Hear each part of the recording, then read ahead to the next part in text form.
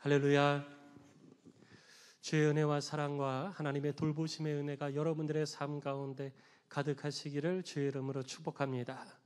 우리 좌우 앞에 계신 분들 인사 나누겠습니다. 할렐루야, 축복합니다. 한 주간 동안 평안하셨습니까? 잘 회복이 되셨습니까? 코로나에서 잘 회복되셨습니까? 여러분 인사 나누십시오.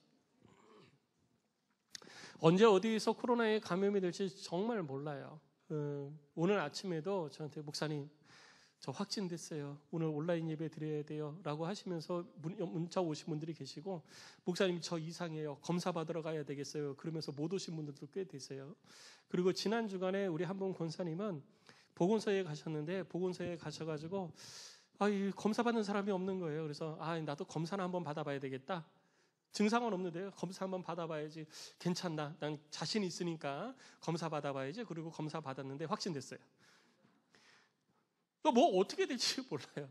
누구도 자신할 수 없고요.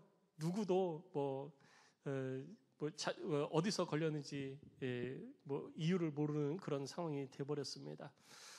그렇다고 우리가 위축될 필요는 없어요.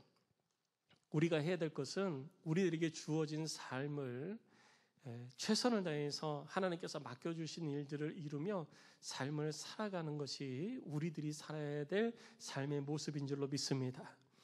여러분 위축되지 마시고 겁내지 마시고 하나님께서 내게 주신 그 뜻대로 내가 열심을 다해 최선을 다해 충성스럽고 헌신적으로 주의 일을 이루어가는 삶을 살면 코로나에 걸리든 안 걸리든 주께서 우리들의 인생을 돌보아 주시는 줄로 믿습니다.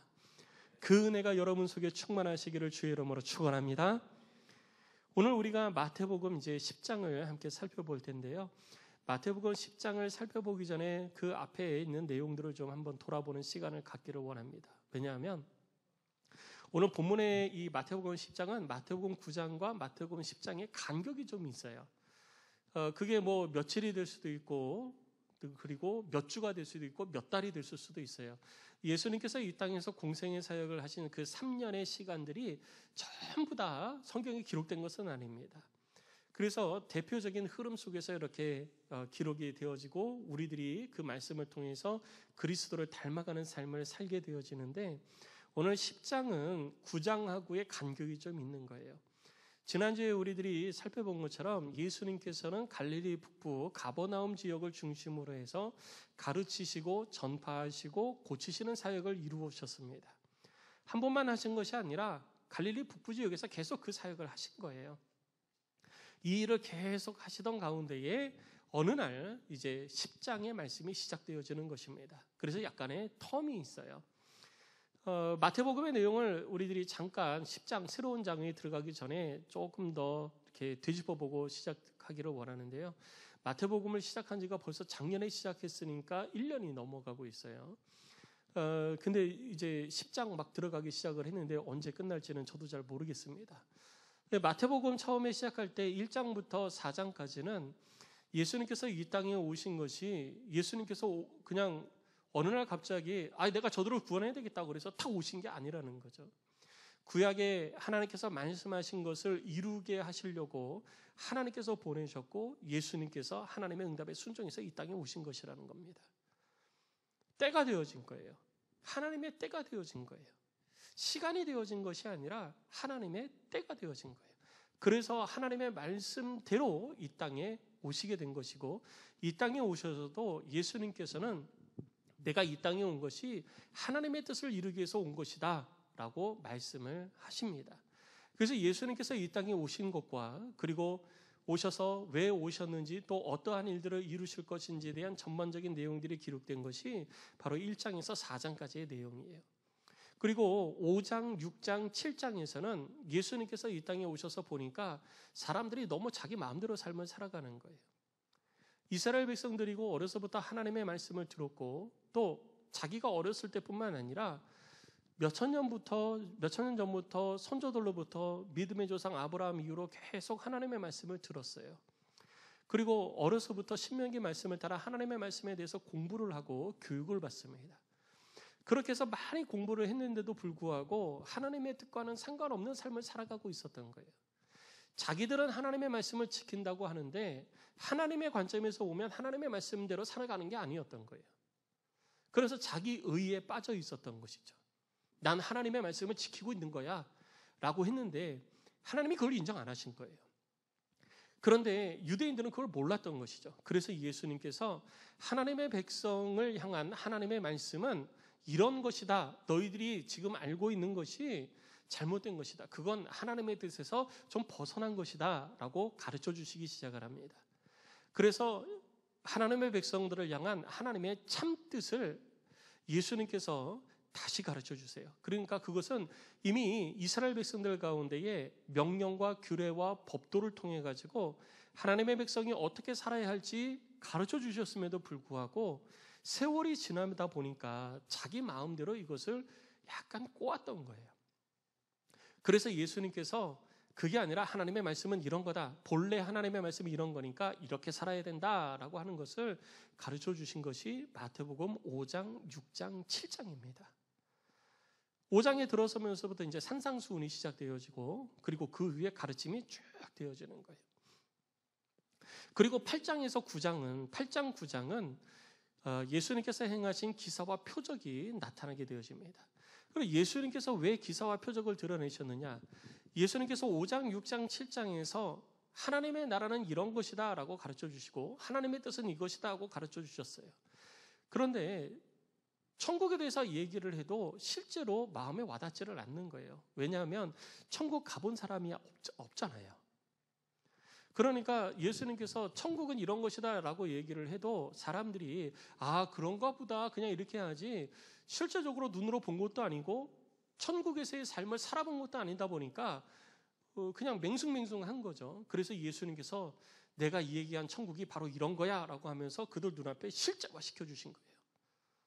이사야 선지자가 하나님의 성령의 기름 부으심을 통해서 이스라엘 백성들에게 말씀하신 것처럼 완벽한 하나님의 샬롬이 임하는 하나님의 나라, 그 하나님의 나라가 우리들 가운데 임하면 고통도 없고 그리고 슬픔도 없고 눈물도 없고 뿐만 아니라 우리들이 상함도 당하지 아니하고 해함도 당하지 아니하고 하나님의 완벽한 온전함을 누리게 되어지는 그 나라가 우리에게 임하게 되는데 그 나라가 되어지면 어떤 일이 발생하느냐? 벙어리가 말을 하게 되어지고 소경이 눈을 뜨게 되어지고 안진뱅이가 일어나게 되어진다. 이것을 예수님께서 말로만 하신 것이 아니라 직접 보여주신 거예요. 내가 이렇게 하는 것은 내 능력이 아니라 하나님께서 하나님의 때가 되어짐에 이러한 일들이 나타나게 될 것이다라는 것을 나를 통해서 증거하시는 것이다라고 가르쳐 주시는 것이죠. 그래서 이스라엘 백성들이 깨닫게 된 거예요. 하나님의 나라가 임하면 이런 일들이 발생하구나. 여기서 우리가 삶을 살면서 육신의 옷을 입고 살면서 이렇게 병들고 괴롭고 어렵고 로마의 압제 가운데 있지만 우리가 천국이 우리 가운데 임하고 하나님의 나라가 우리 가운데 임하면 이 모든 것에서 우리는 해방되어지고 자유케 되어지는구나. 그러니까 우리가 이 땅에서 삶을 소망하지 말고 영원한 나라 저 천국을 소망하는 삶을 살아야 되겠구나라고 스스로 그것을 통해서 마음가짐을 새롭게 하게 되어지는 계기가 9장까지 내용에 나타나는 것입니다. 그리고 이제 10장에 들어서게 되어지는데요. 10장에 딱 들어서게 되어지면서 예수님께서 어느 날 많은 사람들이 모여 있어요. 많은 사람들이 모여 있는 가운데 1절을 보니까 예수께서 그의 12제자를 부르십니다. 12제자를 부르신다라는 이 말 때문에 우리는 앞에 이미 예수님께서 마태도 부르셨고 베드로도 부르셨는데 그리고 요한도 부르셨는데 12제자를 여기서 또 부르셨나? 이렇게 생각을 할 수가 있어요. 그런데 여기서의 부르심은 앞서서 예수님께서 자기 삶의 어부로 세리로 삶을 살아가던 자들을 부르신 그 부르심이 아닙니다. 이 부르심의 의미는 좀 다른 의미예요. 이 부르심은 뭐냐 하면 내가 무엇인가를 맡기기 위해서 특정한 임무를 부여해 주기 위해서 사람을 불렀다라는 얘기예요. 여기 많은 성도들이 계시지만 제가 어떠한 일을 좀 시키고 싶어요. 어떠한 일을 시키고 싶어서 집사님, 김 집사님, 박 집사님, 그리고 우리 장로님, 권사님 이렇게 해서 5분은 저한테 좀 오세요. 제가 특별한 일을 좀 맡기겠습니다. 라고 할 때 그것도 부르심이잖아요. 제가 부른 거예요. 이것처럼 모든 사람들이 다 같이 모여서 함께 하고 있지만 그 가운데에서도 어떠한 특별한 목적을 이루게 하기 위하여서 특별한 일을 맡기기 위해서 불렀다라는 얘기예요. 그렇게 부른 사람이 12명이라는 것이죠. 자, 그 12명을 부르신 다음에 예수님께서 그들에게 주신 것이 무엇이냐면 권능을 주셨습니다. 예수님께서 그들을 부르셔서 어떠한 일을 맡기기 위해서 부르셨는데 그들에게 권능을 주셨어요. 그 권능이 뭐냐면 오늘 1절에 기록되어진 대로 그들에게 주신 권능은 더러운 귀신을 쫓아내는 것과 모든 병과 약한 것을 고치는 권능을 주신 것입니다. 그리고 그들을 사도라 부르신 거예요. 오늘 2절 말씀을 보니까 12사도의 이름은 이러하니라 라고 하면서 사도라는 말이 처음 등장합니다. 제자가 아니라 사도라는 말이 등장을 하게 되어져요. 이때 부름을 받은 제자들, 곧 사도라 칭함을 받는 자들이 누구냐면 우리가 알고 있는 것처럼 시몬, 안드레, 야고보, 요한, 빌립, 바돌로메, 도마, 마테, 야고보, 다데오, 시몬, 유다 이렇게 12명의 사람이 되었던 것입니다. 예수님께서 이렇게 12명의 사람을 불러서 사도라 칭하게 되어졌는데 이 사도라는 것이 바로 제가 말씀을 드린 부르심을 입은 사람들이라는 거예요. 어떠한 특정한 메시지를 가지고 있거나 특정한 목적, 임무를 수행하기 위하여서 선택받은 사람. 다른 말로 얘기하면 대리인이나 마찬가지입니다. 우리가 동사무소 갈 때 서류를 띨 때 내가 직접 못 갈 때는 대리 그거를 써주잖아요.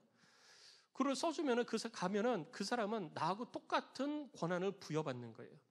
그 일에 대해서는 나하고 똑같은 권한을 부여받기 때문에 나처럼 일을 하게 되어지는 거고 그 사람을 만나는 사람도 나를 만나는 것처럼 그 사람을 통해서 일을 처리하게 되는 것입니다. 이것이 바로 사도의 역할이라는 거죠. 그래서 사도라고 칭함이 되어질 때 성경 안에서는 예수님과 직접 대면을 해서 예수님께서 이 땅에서 가르치시고 고난받으시고 죽으셨다가 살아나신 모든 것들을 함께 보고 그리고 예수님께서 맡기신 일을 이루기 위해서 하나님의 교회를 세워서 초대교회 교회의 지도자가 되었던 사람, 이 사람을 또 사도라고 말하는 것입니다. 그리고 그러다 보니까 지금은 누가 사도가 되느냐라고 하면은 또 사도로 인정받을 만한 사람이 없으니까요. 그런 기준으로 보면 예수님을 만난 사람이 아무도 없잖아요. 나중에 이제 바울이 예수님을 대면했기 때문에 바울은 그리스도로부터 직접 임명을 받은 사도다라고 이제 이야기를 하게 되어집니다. 그럼 지금도 그런 사도가 있을 수 있느냐? 지금도 그런 사도가 있을 수 있습니다. 그러나 보편적으로 볼 때 지금은 그런 사도성을 인정하지는 않습니다. 지금은 보편적으로 예수님의 말씀과 부르신 가운데 순종해서 예수님의 뜻을 이 땅 가운데에 예수님이 부르신 그 권위를 가지고 이 땅에 예수님을 대신하여 이 땅에 하나님의 백성들을 말씀으로 양육하고 주의 뜻 가운데 삶을 살아가게 하는 사람들을 목회자라고 이야기를 하는 겁니다. 목사라고 이야기를 하는 것이지 사도라고 이야기를 하지는 않습니다. 그러다 보니까 지금 현대 교회 가운데에 사도적 권위를 주창을 하면서 사도적 교회를 세워가는 그런 운동을 하는 사람들이 있습니다. 사도 운동을 일으키는 사람들이 있어요. 능력을 강조를 하고 권능을 강조하고 기사와 표적을 말하고 사도의 주권과 권위를 강하게 강조하는 그런 교회도 있습니다. 그러나 특별한 경우이고 보편적으로 볼 때에 사도는 지금의 목사로 대비되어질 수 있다라고 우리들이 생각할 수가 있습니다. 그래서 특별하게 막 사도적 권위를 강조하고 막 그러다 보면은 또 엉뚱한 방향으로 나가는 경우도 있어요. 그래서 요즘 그 현대 교회 중에 사도적 교회 가운데 또 이단 시비에 붙어 있는 걸려 있는 그런 교회들도 있다라는 것을 여러분 명심하시고 성경에 사도라고 불렀으니까 목사를 사도로 불러라라고 강조를 하는 교회가 있다면 혹시나 여러분 조심하시기 바랍니다. 근데 아프리카에 가면 교회 안에 사도가 있어요. 교회 안에 사도가 있고 예언자가 있고 선지자가 있고 목사가 있어요. 다 다르게 되어져 있습니다. 그래서 가장 최고의 권위는 누가 가지고 있냐? 사도가 가지고 있는 거예요. 그래서 사도가 목사에게 안수도 주고, 사도가 예언자도 임명하고 선지자도 임명하고, 그렇게 해가지고 교회를 이렇게 치리하는 그런 초대교회의 사도적 이 임무를 감당하는 자들이 있다고 이야기를 하는데, 그 사람이 신학교육 받은 사람도 아닌 경우가 많습니다. 사도라 할지라도. 그러니까 뭐 이렇게 기도 열심히 하고, 그리고 능력이 좀 나타나고 막 그러면은 막 사도로 추앙을 하는 거죠. 특히 아프리카 같은 경우에는 이 미신이 발달을 했기 때문에 그런 경우가 많습니다. 그러나 우리가 잊지 말아야 될 것은, 기적과 이사가 나타난다고 해서 다 그리스도께서 행하시는 능력은 아니다라는 것을 우리가 잊지 말아야 돼요. 사단도 우리들의 영을 다스리고 또 우리들의 육신을 지배할 수 있습니다. 그렇기 때문에 기사와 표적이 나타난다고 해서 그것이 전부 다 우리 주님께서 행하시는 일이고 성령의 능력이다라고 할 수는 없다라는 것을 명심하시고 주의하시기를 부탁을 드립니다. 어쨌든 예수님께서 이 12명을 사도로 임명하시고 그렇게 부르셨습니다. 그리고 그들에게 이제 사도가 되어졌으니까 일을 맡겨야 되잖아요. 어떤 일을 위해서 불러서 사도로 했으니까 일을 맡겨야 돼요. 그럼 무슨 일을 맡기셨느냐? 예수님께서 그들에게 맡기신 일이 5절 이하에 기록이 되어져 있습니다. 잠깐 짚고 넘어가면요, 그 제자들에 대해서도 굉장히 많은 이야기를 할 수 있는데, 이거는 성경 공부하는데 배울 수 있도록 성경 공부로 넘기도록 하겠습니다. 그러니까 설교할 때는 그 부분은 제가 그냥 넘어가도록 그렇게 하겠습니다. 너무 분량이 많아서. 이제 5절 이하에 쭉 기록되어져 있는데, 예수님께서 사도로 선택받은 자들에게 하신 말씀이 뭐냐면요, 먼저 5절에 보니까 그들을 내보내신 거예요. 내보내시면서 무엇을 하라고 그러셨느냐? 이방인의 길로도 가지 말고 사마리아인의 골로도 가지 말고 오히려 이스라엘 집의 어린 양에게로 가면서 전파하여 말하되 천국이 가까이 왔다 해라. 그리고 8절에 기록된 대로 병든 자를 고치며 죽은 자를 살리며 나병한 자를 깨끗하게 하며 귀신을 쫓아내되 너희가 거저받았으니 거저주라 라고 말씀을 하십니다. 여러분, 이거를 딱 한마디로 말씀을 하시면 뭐가 될까요? 가르치고 전파하고 고치라는 거예요. 예수님께서 이 땅에 오셔서 하나님의 나라를 이루기 위하여서 이스라엘 백성들 가운데 예수님께서 만나는 사람마다 하신 것이 뭐냐면 가르치고 전파하고 고치시는 것이에요. 근데 사도들을 세워서 그들에게 하라고 말씀하신 것이 무엇입니까? 가르치고 전파하고 고치라는 거예요. 즉 사도로 선택받은 사람들, 이 땅에서 예수 그리스도를 믿고 예수님의 부르심을 입어서 주께서 일을 맡기신 그 일이 뭐냐 하면 예수님이 하시는 일을 맡기신 겁니다. 그러니까 우리가 그 일을 하기 위해서 누구를 바라봐야 되느냐? 예수를 바라봐야 되는 거예요. 예수님께서 이 일을 어떻게 하셨을까? 이것을 곁에서 바라보고 예수님께서 가르쳐 주신 대로 그대로 하는 거예요. 예수님께서 가르쳐 주시고 또 예수님께서 행하시는 것들을 옆에서 봤잖아요. 이제 봤으니까 이제는 어떻게 해라? 너희들끼리 한번 해봐라 라고 하는 거죠. 제자를 훈련시키는 방법이 지금 나와 있는 겁니다. 예수님께서 이제까지 그렇게 했으니 이제부터는 어떻게 해라? 너희들끼리 나가서 한번 해봐라. 근데 하기는 하는데 사마리아로도 가지 말고 이방인의 길로도 가지를 말아라. 거기는 가지 말고 오직 이스라엘의 잃어버린 양에게만 가서 그들에게 복음을 전해라, 전파해라 이렇게 말씀을 하십니다. 그리고 그렇게 갈 때에는 귀중품도 소유하지 말아라. 오늘 9절 말씀을 보면 너희 전대에 금이나 은이나 동을 가지고 다니지 말아라. 귀중품 가지고 다니지 말고 그 다음에 또 하나 배낭이나 뭐 두벌 옷이나 신이나 지팡이를 가지고 가지 말아라. 여러분 그때 당시에 여행하는 사람들이 가지고 다니는 필수품이 있었어요. 그게 뭐냐면 두벌 옷, 그리고 신발, 그리고 지팡이입니다. 옷이나 신발은 헤어지니까 그렇다지만 지팡이는 왜 필요하냐면 여러분 그 이스라엘의 광야 같은 데를 다니다 보면 많이 나타나는 것이 사자, 독수리, 그리고 온갖 들짐승들이 많이 나타나서 해를 입을 경우가 많습니다. 그래서 지팡이를 가지고 다니면서 그들의 공격을 막아내는 거예요. 그리고 또 한 가지 지팡이를 가지고 다니는 이유는 이스라엘을 가보신 분들은 아시겠지만 그냥 평지가 아니에요. 비탈이 굉장히 많고 우리나라처럼 뭐 붙잡을 나무가 있고 그래서 나무를 등산하시는 분들 아시겠지만 나무를 붙잡고 갈 수 있지를 않아요. 그냥 비탈진 것을 흙 비탈을 그냥 올라가야지 돼요. 쭉쭉 미끄러지면서 올라가야 돼요. 지금처럼 뭐 좋은 신발이 있는 것도 아니고 그리고 뿐만 아니라 그 광야길을 가다 보면 광야가 그냥 그 흙길이 아니라 돌이에요. 자갈밭이에요. 자갈밭으로 다니니까 비틀비틀 하겠죠. 중심 못 잡고. 그래서 지팡이를 짚고 안전하게 길을 가기 위해서 소유를 했던 것입니다. 그런데 그것도 가져가지 말래요. 우리 주님께서 말씀하시기를 그런 거 다 가져가지 말고 그냥 가라라고 말씀하십니다. 왜 그냥 가냐? 일꾼은 하나님의 일을 하는 일꾼은 자기를 위하여서 무엇인가를 준비할 필요가 없다. 하나님의 일을 하는 일꾼은 자기의 먹을 것을 받는 것이 마땅하다. 그러니까 받아서 먹고 살면서 일을 하라는 거예요. 주의 일을 하라는 거죠. 그래서 그러면 누가 우리를 그렇게 줍니까? 우리가 그렇게 생각할 수 있잖아요. 그래서 예수님께서 그 방법을 말씀하시는데 11절 말씀을 보니까 어떤 성이나 마을에 들어가든지 그 중에 합당한 자를 찾아내라. 누가 하나님의 일들을 이루어 갈 것인가? 사도의 권위를 인정을 하고 하나님의 일을 하는 사람들을 섬기는 자들이 누가 있을까? 그 일에 합당한 자를 찾아내라는 거예요. 그래서 찾아내면 그 집에 가서 떠날 때까지 거기 머물러라.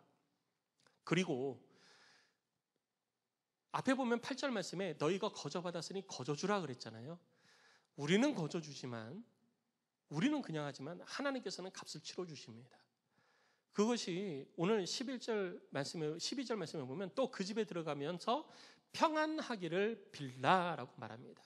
평안하기를 빌라라고 하는 것은 하나님의 평안이 임하기를 빌라는 거예요. 하나님의 평안, 하나님의 은혜와 평안으로 대비되어지는데 하나님의 은혜와 평안을 우리가 가장 좋아하는 말 딱 한마디, 한 단어, 한 글자로 말하면 뭘까요? 복인 거예요. 하나님의 복이 임하기를 빌라. 그리하면 어떻게 된다? 거기 임한다라는 거예요. 오늘 13절 말씀을 보니까 그 집이 이에 합당하면 너희 빈 평안이 거기 임한다라고 말하고 있는 것입니다. 왜냐하면 예수님의 권위를 인정받은 거잖아요. 부여받은 거잖아요. 예수님의 권위를 부여받았기 때문에 예수님께서 너희는 평안할지어다 그러면 하나님의 평안이 임하는 것처럼 예수님으로부터 권위를 부여받은 사람이 하나님 앞에 평안을 빌게 되어지면 하나님께서 그 집에 평안을 허락한다. 하나님께서 그 집에 복을 주신다라는 거예요. 이것은 그 사람의 능력이 아니라 하나님으로부터 권위를 위임받았기 때문에 하나님께서 그 사람의 말이 내 말인 것처럼 하나님께서 그렇게 하시겠다라는 거예요. 그냥 그렇게 되기를 원합니다. 그렇게 됐으면 참 좋겠습니다라가 아니라 하나님의 평안이 임할지어다. 그러면 그곳에 하나님의 평안이 실제로 하나님께서 부어주신다라는 거예요. 그것을 가리켜서 우리가 축도라고 이야기를 하는 것입니다. 축도. 그래서 우리는 한글말로는 축도라고 이야기하지만 그것을 영어로 베네딕션이라고 이야기를 하는 거예요. 축복을 선포하는 겁니다.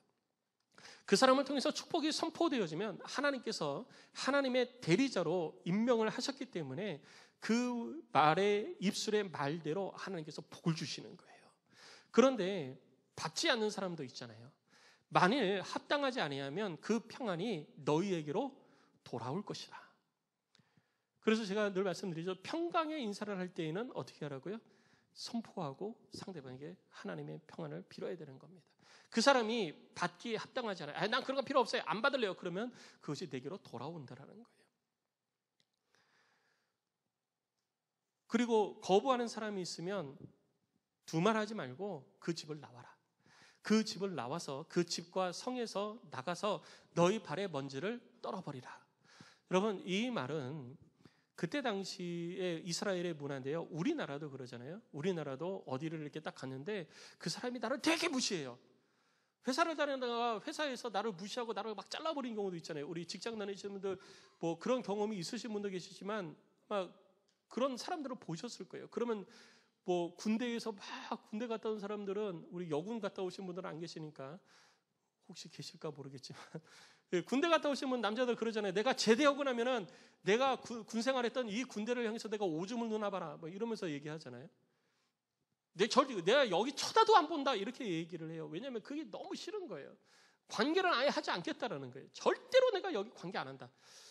그런 말을 하는 것처럼 이스라엘 백성들은 이 사람이 나한테 이렇게 했어? 그럼 나는 그 집을 나오면서 그 집에 들어갔다 나오면서 묻었던 먼지. 이스라엘은 먼지가 많잖아요. 그래서 집에 들어갔다 나오면서 그 집에서 묻어나온 먼지 그걸 다 내게서 털어버린다라는 의미입니다. 털어버려서 내가 이 집과는 내가 상관이 없다. 이거를 선언하는 거예요. 그렇게 하면 15절 말씀에 있는 것처럼 내가 진실로 너희에게 이르노니 그날에 심판날 곧 그날에 소돔과 고모라 땅이 그 성보다 견디기 쉬우리라. 여러분 소돔과 고모라 다 기억하시죠? 우리는 성경을 읽어서 소돔과 고모라에 대해서 잘 알고 있어요. 근데 소돔과 고모라가 성경에만 등장하지는 않습니다. 인류 역사의 역사서를 보면 고대 역사를 보면 소돔과 고모라가 나타나요. 그런데 소돔과 고모라가 멸망할 당시에 하늘에서 유황불이 내려서 소돔과 고모라가 멸망했잖아요. 그래서 지금 소돔과 고모라의 유황불이 내려서 멸망했는데 소돔과 고모라가 흔적이 있나요? 아예 없습니다. 기록을 보면 우리는 소돔과 고모라가 멸망할 때 하늘에서 유황불이 내려서 멸망을 했다라는 것을 우리는 알아요. 그런데 인류 역사, 그냥 일반 역사, 고대 역사서에 보면은 그런 말은 없어요. 그런데 문제는 뭐냐면 소돔과 고모라라는 도시가 엄청난 도시가 있다라고는 하는데 기록은 있는데 흔적이 아예 없는 거예요. 그 기록은 있어요. 그 땅에 그런 도시들이 있었다라는 것은 있는데 흔적이 없어요. 도시의 흔적이 없어요. 하나님께서 소돔과 고모라 땅에 내렸던 그 징계가 하나님의 심판 날에는 그 성에 임하는 하나님의 분노와 징계가 오히려 소돔과 고모라가 훨씬 더 수월했던 거예요. 얼마나 대단한 징계가 그 가운데 임하게 될 것인지에 대해서 우리들에게 나타내 보여주는 것입니다. 자, 이것이 예수님께서 제자들 특별한 목적을 위해서 불러서 보내시는 그 제자들을 향하여서 하신 말씀입니다. 자, 이 내용을 통해서 우리는 다시 한번 이 세대를 살아가고 있는 우리들에게는 우리 주님이 어떤 말씀을 하시고자 하시는지를 우리들이 함께 살펴보고자 하는 것입니다. 먼저 첫 번째, 우리 부르심을 입은 제자들의 모습을 한번 볼게요. 예수님께서는 제자들을 부르실 때 자신과 함께 자신의 뒤를 이어서 하나님의 뜻을 이루어갈 사람들을 선택을 하신 거예요. 다른 사람을 뽑은 게 아니에요. 내 마음에 든 사람 뽑은 게 아닙니다. 하나님의 뜻을 자신의 뒤를 이어서 해갈 사람을 선택을 한 거예요. 그러니까 그들은 다른 일을 하면 안 돼요. 하나님의 일을 해야지. 하나님의 일을 위해서 부름을 받은 자들이니까 그 일을 해야 되는 것입니다. 그런데 그들의 모습을 보면요. 베드로와 안드레와 요한과 야고보는 어부예요. 마태는 세리입니다. 세리이기 때문에 교육을 좀 받은 사람이에요. 동기산도 하고 해야 되니까 교육을 받은 사람이에요. 그리고 시몬은 열심당원입니다. 그리고 가룟 유다 이렇게 표현되어져 있는데 이 가룟이라는 말은 사람의 성이기도 하고 그리고 출신 지역을 말하기도 합니다.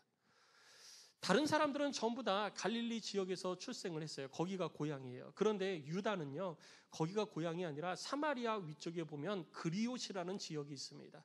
거기가 고향인 거예요. 그러니까 지금으로 얘기하면 전부 다 여기 사는데 한 사람만 뭐 다른 데서 태어나가지고 다른 데서 온 사람인 거예요. 전부 다 우리 이 고향시에서 출신을 해가지고 여기서 있는데 한 사람만 저 부산에서 올라온 사람인 거예요. 그리고 그런 사람들이 같이 있는 거예요. 그런데 여러분 이것을 보면서 우리들이 알 수 있는 것은 뭐냐면 예수님의 사람을 부르실 때 그들이 가지고 있는 출신 성분이나 직업이나 아니면 신앙적 배경이 중요한 게 아니었다라는 거예요. 하나님의 일을 위해서 부름을 받는 자들에게 있어서 그러한 것들은 결코 중요한 것이 될 수가 없습니다. 내가 얼마나 많은 능력을 가지고 있느냐, 내가 이 땅에서 무엇을 가지고 있느냐, 어떤 배경을 가지고 있느냐, 어떤 교육을 받았느냐, 그건 중요한 게 아니라는 거죠.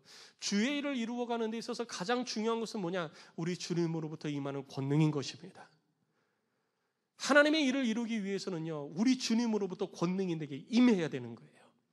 내가 권능을 받고 그 권능 있는 자가 되어서 주의 일을 이루어갈 수가 있는 것입니다.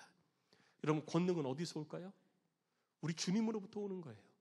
내가 소리친다고 해서 권능이 임하는 것이 아닙니다. 내가 신앙생활 오래 하면 우리 속에서 권능이 조금씩 생겨가지고 막 넘치는 막 능력 있는 권능이 내 안에서 자연적으로 막 생기고 막 그러는 게 아니에요. 처음에는 안 되다가 내가 나중에는 막 기도하고 내가 선포하면은 막 병든 자가 낫고 막 이렇게 되는 게 아닙니다. 우리 주님으로부터 오는 권능은요, 박사학위를 받았다고 권능이 임하는 거 아니고요. 내가 돈이 많다고 해서 권능이 임하는 거 아니고요. 내가 출신 성분이 좋다고 가문이 좋다고 해서 주의 권능이 임하는 것이 아닙니다. 하나님의 일을 하는 권능은 우리 주님으로부터 오는 것입니다.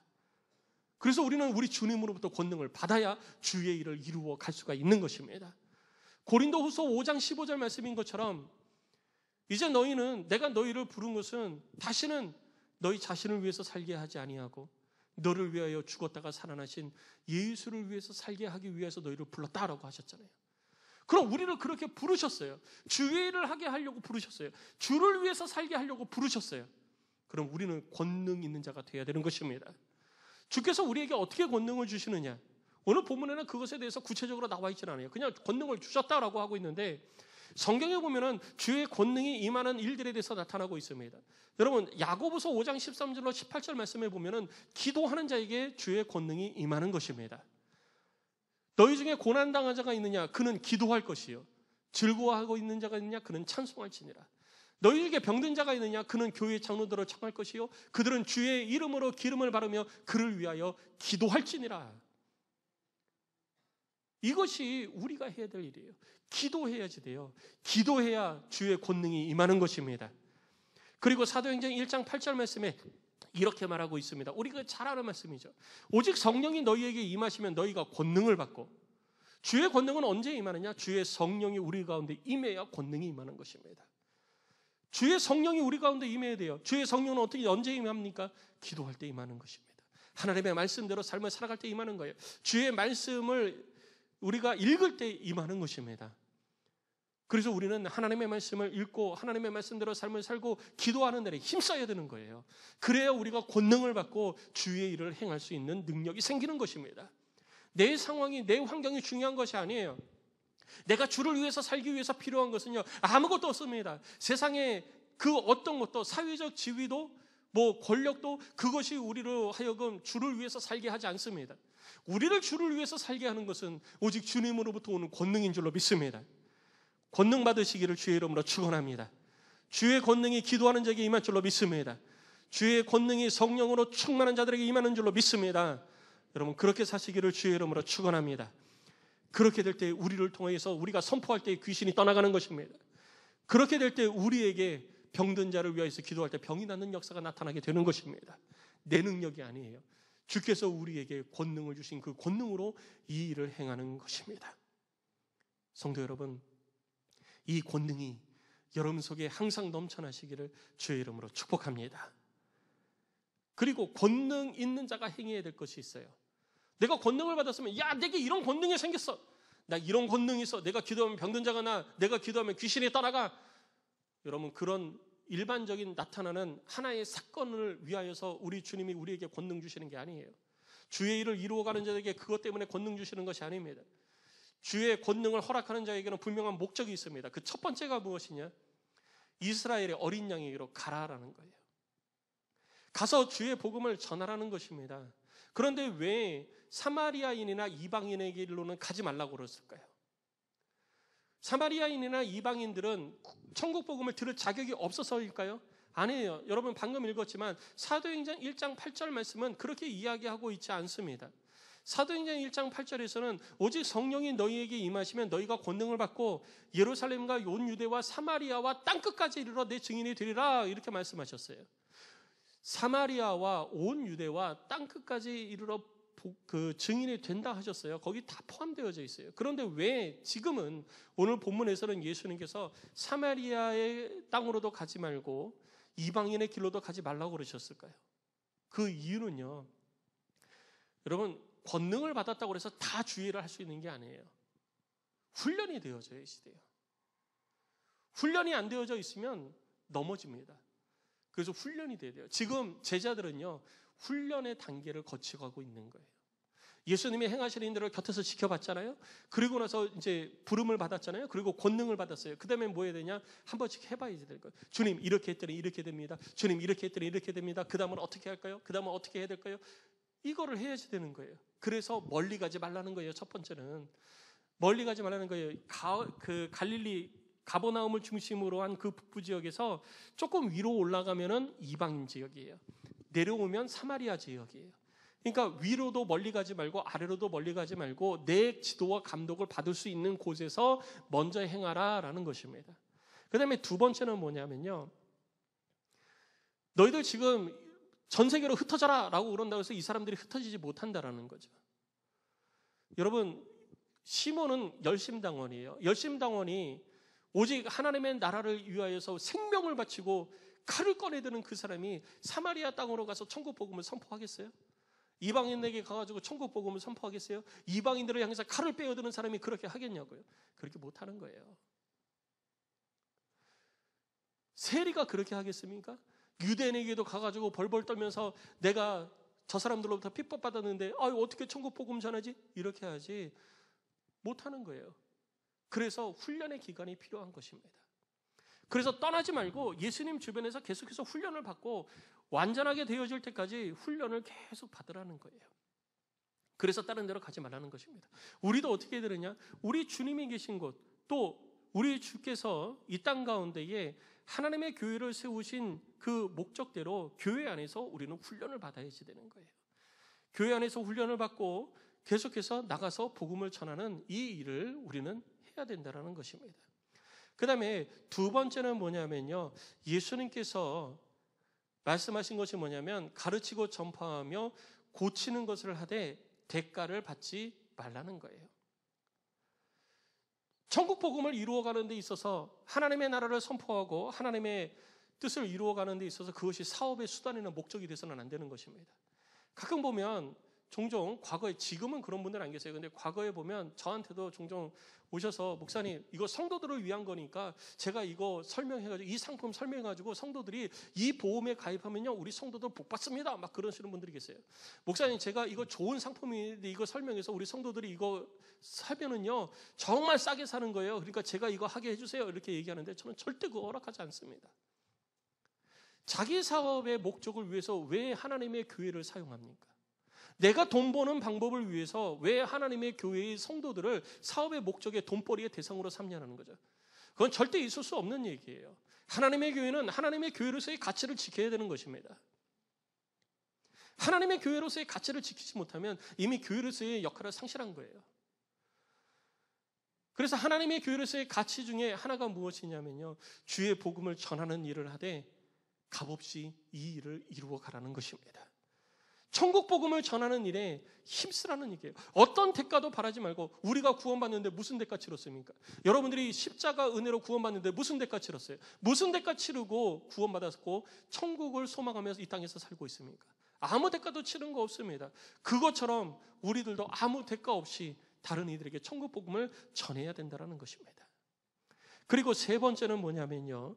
예수님께서는 사역의 목적과 본질을 훼손되지 않게 하라는 것입니다. 주의 사역을 이루라 그러고 떠나라 가라 라고 그들을 보내실 때에 예수님께서 말씀하시기를 금이나 은이나 동이나 가져가지 말라. 아니 여행을 하면 돈이 있어야 되잖아요. 근데 그거 가져가지 말래요. 내가 즐기기 위해서 내 몸 살기 위해서 내가 편하게 하려고 내가 쉬려고 가는 여행이 아니라는 거예요. 여행의 목적을 분명히 하라는 거예요. 우리가 하는 모든 것들에 돈이 필요 없다는 것이 아니라 주의 일을 이루어가는 데 있어서 돈 때문에 주의 일을 한다 못한다 이러지 말라는 거예요. 그다음에 두 번째 그 안에서 다시 또 한 가지 말씀하시는 건 뭐냐면요. 여행을 위하여서 여행을 위하여서예요. 주의 일을 이루어가는 일에 있어서 배낭이나 두볼옷이나 실이나 지팡이를 가지지 말아라. 너 자신을 보호하기 위해서 너 자신의 일을 위하여서 어떤 것도 준비하려고 시간 뺏기지 말고 거기에 생각 두지 말아라. 주의 일을 할 때에는 주의 일에만 온전히 집중하라는 거예요. 그러면 뭐 먹고 살아요? 걱정하지 말아라. 합당한 자를 찾으라는 것입니다. 주의 일을 하는 자는 주께서 돕는 자를 보내시는 것입니다. 그가 누가인지는 몰라요. 그런데 보내시는 거예요. 그래서 합당한 자를 찾아서 그 집에 거해라. 그리고 그 집에 거하면서 당당하게 주의 주신 권위를 사용해서 요구하라는 거예요. 그렇게 살아가는 것이 마땅하기 때문에 그렇게 요구하라는 것입니다. 다른 거 요구하라는 게 아니에요. 주의 일을 이루어가는 데 있어서 필요한 것들을 요청하라는 거예요. 그러면 그것에 합당한 자들이 나타나서 그 일에 함께하게 될 것이다. 함께하는 것이 무엇이냐?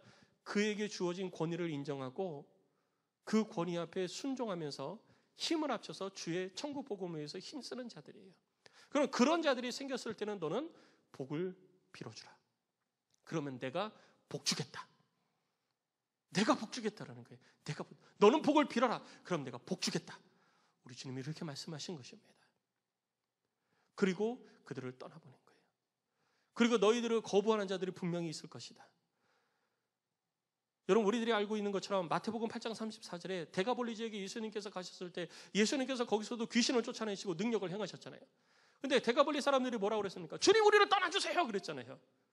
주님, 우리를 떠나주세요. 우리 가운데 있지 말고 떠나주세요. 배 타고 다시 돌아가 주세요. 그래서 예수님께서 배 타고 성읍에 들어가지 못하고 배 내린 데서 다시 배 타고 돌아오셨잖아요. 걱정하지 말라는 거예요. 거부하는 사람도 있으니까 위축되지 말라는 거예요.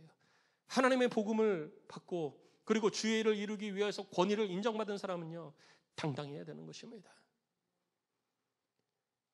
이 모든 것들이 합력하여 선을 이루게 하시는 하나님의 방법인 거예요. 그래서 우리는 이 땅의 삶을 살면서 합당한 자가 되기 위하여서 우리는 노력해야 되는 것입니다. 저뿐만 아니라 우리들 모두가 우리 주 예수 그리스도의 부름을 입어 천국 복음을 이 땅에 전하기 위하여서 부르심을 입은 자들이에요. 동시에 우리는 하나님의 뜻을 이루어가는 사람들을 위하여서 그들의 필요를 채우는 합당한 자가 되어야 되는 것입니다. 그렇게 할 때 하늘의 은혜와 복이 우리들 가운데 주어지는 거예요. 오늘 주님이 우리 가운데 말씀하시는 것이 바로 그것입니다. 나는 합당한 자로만 살까요? 아니에요. 우리들 모두가 보내심을 받은 자이며 합당한 자로서의 삶을 살아가야 되는 것입니다. 그래서 우리는 하나님의 교회를 통하여서 지금은 사도라고 하지 않고 목사라고 했잖아요. 그러니까 목사라고 하면은 다른 거 다 거두어 버리고 오직 주의 나라와 영광을 위해서, 주의 일을 위해서, 이 땅의 영혼구원을 위해서 하나님의 말씀을 가르치고 기도하도록 하나님께서 선택한 자들이에요. 하나님께서 부르신 자들이죠. 그래서 그들이 그 일을 하는 거예요. 그래서 사도행전에 보면 하나님의 교회를 세워갈 때에 사도들로 하여금 기도하는 일과 말씀 전하는 일에 전념하도록 우리가 다른 일들은 도와야 되겠다. 그것이 합당한 자의 삶의 모습이라는 것이죠. 그런데 그것이 말로만 되면 안 되는 거예요. 우리도 일꾼 교육할 때 일꾼은 어떻게 해야 되느냐? 안디옥교회 일꾼은 지금 집사학교를 하고 있지만 안디옥교회 일꾼은 일꾼을 세우는 목적의 첫 번째, 주를 위해서 헌신한다가 아니라 세우신 자를 위하여서, 목사님을 위하여서 우리가 일을 갈라맡아서 한다. 성경의 사도행전 6장에 기록되어져 있는 것처럼 우리들도 역시 주의 일을 사도들이 전념하도록 우리가 힘들고 어려운 일을 갈라맡아서 우리가 한다. 다 알고 있어요. 근데 문제는 뭐냐면요, 알고는 있는데 실제로 내가 저뿐만 아니라 목사님들이 기도하고 말씀 전하는 일에 전념하기 위해서 나는 무엇을 했는가라고 생각을 해볼 수 있어야 된다는 거죠. 목사님이 기도하고 말씀 전하는 일, 말씀을 준비하는 일에 전념하도록 나는 뭐 했나? 내가 한 것은 무엇인가? 그게 있어야 합당한 자가 되는 거예요. 내가 합당한 자가 되고 싶은 게 아니라 내가 합당한 자로 삶을 살아가야 되잖아요. 그러면 내가 뭘 했나? 이거를 생각해야지 되는 거예요. 이게 있어야지 되는 거예요. 나는 이거 했고 이거 했고 이거 했습니다. 이렇게 돼야 돼요. 그건 나도 알고 있어요. 그건 나도 알고 있고요. 나도 그거 할 거예요. 나도 그거 할 수 있어요. 이거 아무 소용없습니다. 이거 아무 소용없어요. 나 배고파요. 밥 주세요. 그런데 알았어. 당신 배고픈 거 알아요. 밥 줄게요. 내가 밥 차려준다니까. 걱정하지 말아요. 그리고 밥을 안 차려줘. 차려준다니까. 배고프다고. 차려준다니까. 배고픈 거 안다니까. 기다려. 그러면 어떻게 될까요? 주의 일을 이루어가는 데 있어서 우리들의 삶이 합당한 자의 삶이 이런 모습이 되어진다면 주의 일은 온전히 이루어질 수가 없는 것입니다. 하나님의 교회는 건강한 모습으로 세워져 갈 수가 없는 거예요. 아는 것이 중요한 것이 아니고 아는 것을 행하는 것이 중요한 것입니다. 여러분들의 삶 가운데에 내가 권능받고 주의 일을 위하여서 부르심을 입었고 또 내가 부르심을 입은 자들을 섬기는 합당한 자로서 어떠한 일을 이루어가고 있는지 여러분들 한번 돌아보시고 여러분들 스스로 합당한 자가 되기 위하여서 스스로 결단하시기 바랍니다. 이거는 내가 해야 되겠다. 이거는 내가 해야 되겠다. 이거는 내가 해야 되겠다. 이렇게 결단하시고 그 일을 오늘부터 바로 행하십시오. 그리고 주의 축복의 권위를 위임받은 사람에게 축복 기도를 요청하세요. 다 알지는 못하잖아요. 축복 기도를 요청하세요. 그리고 그 선포대로 주께서 그 가정과 그 삶에 복을 더하여 주시는 줄로 믿습니다. 사랑하는 성도 여러분, 말씀을 마무리합니다. 권능받는 자가 되시기 바랍니다. 주의 일을 이루기 위해서 부름받았으면 우리 주님이 권능 주십니다. 주의 권능은 우리들 가운데 기도와 성령 충만을 통해서 임하는 것입니다. 기도하십시오. 이 사순절 기간에 여러분 기도하십시오. 그리고 말씀을 가까이 하십시오. 성령 충만하십시오. 주께서 주의 권능을 여러분 가운데 허락하여 주실 줄로 믿습니다. 그리고 주의 일을 이루어가는 일에 앞장서시고 복음으로 당당하시기 바랍니다. 주께서 여러분들의 앞길을 인도하여 주실 것입니다. 그리고 주의 일을 이루어가는 데 있어서 이 교회 안에 합당한 자가 되시기를 주의 이름으로 축복합니다. 생각으로만 합당한 자가 아니라 진짜 내 삶을 통해서 합당한 자가 되어지는 삶. 그래서 여러분들의 삶 가운데 베풀어 주시는 하나님의 복이 넘치는 여러분들의 인생과 그리고 가정이 꼭 되시기를 주의 이름으로 축원합니다.